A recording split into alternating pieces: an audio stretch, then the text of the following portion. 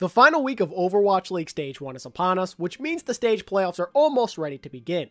Only 3 out of the 8 teams have clinched a playoff berth so far, which means that we still have 5 open slots. Let me help paint the Stage 1 playoff picture for you all by going over what the current standings are and what every team still in the playoff race needs to have happen for them to earn their spot. Let's kick things off by taking a look at the current standings. As you can see on the screen, the NYXL, Vancouver Titans, and Toronto Defiance have already punched their tickets to the stage playoffs, and the NYXL and Vancouver Titans are already guaranteed to be the top 2 teams in the stage playoffs since they did win their respective divisions. The Titans could overtake the NYXL though if they beat the Guangzhou Charge 4-0 or 3-1 this weekend. If they lose this game or win it 3-2, then the NYXL are going to get the top spot. Toronto, on the other hand, well, they'll most likely finish anywhere from 3rd to 6th in the standings. It really all depends on how some of the other teams perform this weekend. The Fusion, Fuel, Reign, Shock, and Charge round out the rest of the top 8 as of right now. None of them have a guaranteed playoff spot at the moment, however. There's still 10 teams who can technically qualify for the playoffs, so any top 8 team that has not yet clinched a playoff berth really shouldn't be feeling too safe. One mistake is all it takes to suddenly lose your playoff spot. Let's take a look at what each team still in the playoff race has to do to qualify. Let's start with all of the top teams. The Fusion simply need to win their game against the Paris Eternal and they'll be in. They could still make it even if they lose their game, but their fate will no longer be in their hands at that point. A 4-3 record with a low map differential makes you pretty vulnerable. A team like Boston or Seoul could very easily take their spot if they take care of business this weekend, since they're both only 1 map behind in terms of map differential and would have the same record as the Fusion at the same time. If you aren't aware of how tiebreakers work when 2 teams have the same record, then here's a quick rundown of how it works. The first thing that's looked at in the case of records that are tied is map differential. The team with the better map differential, which is map wins minus map losses, will be the one ahead in the standings. If both teams have the same map differential and overall record, then the next thing accounted for is head-to-head map record. Whichever team in the tie has the better map record will be the one higher up in the standings in this kind of scenario. The third tiebreaker category taken into account if the teams are tied in the other 2 is head-to-head match record. If both teams have played each other, then the team who has won more in the head-to-head matchup would win the tiebreaker. If the teams are tied in all 3 of these categories and a playoff spot is on the line, whether it's stage playoffs or overall playoffs, then they'll play in a tiebreaker game with the winner going to the playoffs. This game will be played in the same format as a normal regular season match, by the way. But anyway, the next team in the standings we have to talk about, now that we've gotten that explanation out of the way, is the Dallas Fuel. All they have to do, kind of like with the Fusion, is win their final game against the Boston Uprising, and they'll be in at 5-2. There's also a small, and I mean very small, chance they could qualify at a 4-3 record, but I doubt that'll be enough. If they lose this game, the best possible map differential they could have is 0, which makes them very easy to pass in the standings. Next up is the Atlanta Reign, who are going to be playing in their final 2 games of the stage this weekend, and like with the previous 2 teams we've talked about, the Reign would get in at 5-2.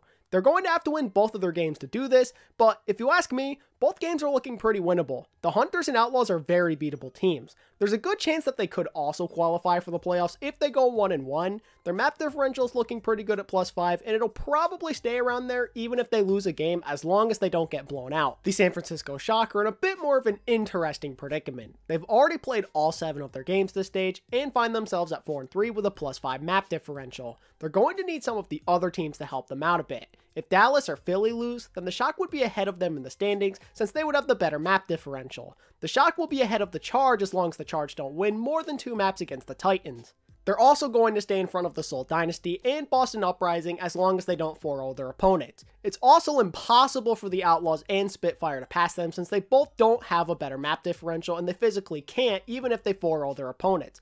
I'd say the Shock are in a pretty good spot right now. They'd have to be extremely unlucky not to make it at this point. Rounding out the current top 8, we have the Guangzhou Charge. They, in my opinion, have the 2nd toughest road to the playoffs. They have to play against Vancouver in their final game, and if they lose, they're out. That's it. They're eliminated. The winner of the Seoul and London game is guaranteed to take their place if they lose. What's even more frightening is that they still might not even be safe even if they manage to win their game. Even a 3-1 victory wouldn't guarantee them a playoff berth.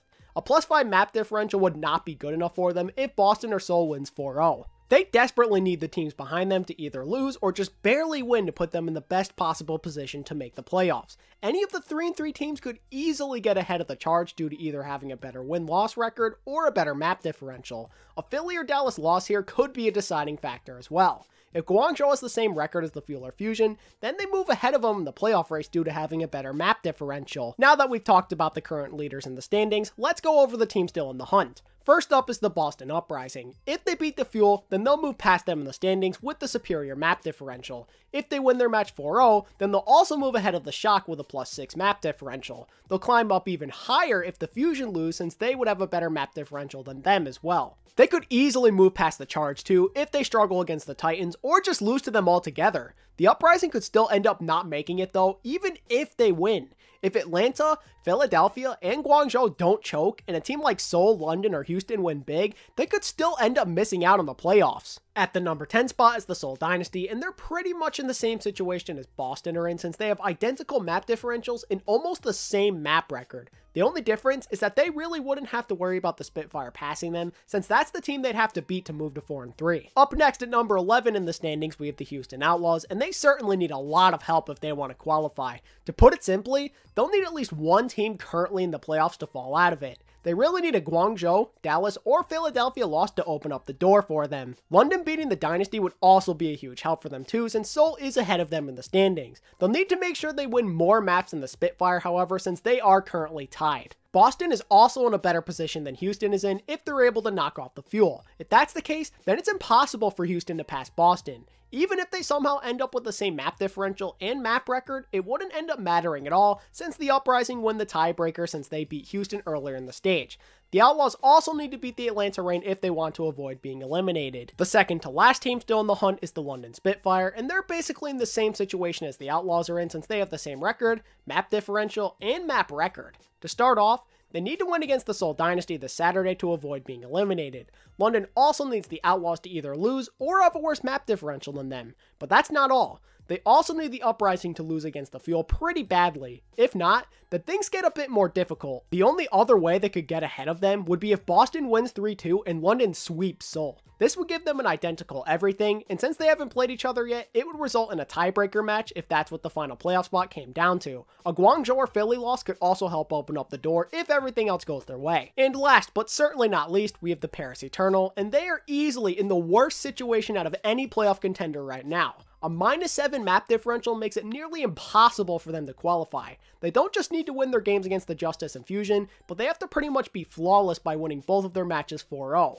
That would be the only way to put their map differential back into the positive side of things. They also need the Charge, Uprising, and Dynasty to lose their games. The Outlaws losing would also help, but they technically don't need them to. As long as they don't have a map differential better than 0 and the Spitfire don't go above +1, while the Eternal go perfect the rest of the way, then they'll be able to make it. The chances of the Paris Eternal making the playoffs are still alive, but it's very unlikely. And with that being said, that's what the Stage 1 playoff picture is looking like. There's still a lot of teams alive in the race right now, which should help make the final week of Stage 1 be even more exciting to watch. Which teams do you think will punch their tickets to the playoffs? Make sure to let me know down in the comment section. If you enjoyed today's content, then be sure to hit that like button and subscribe if you're new so you don't miss out on any of my future uploads. Thank you all so much for watching, and until next time, this is ATP, signing out.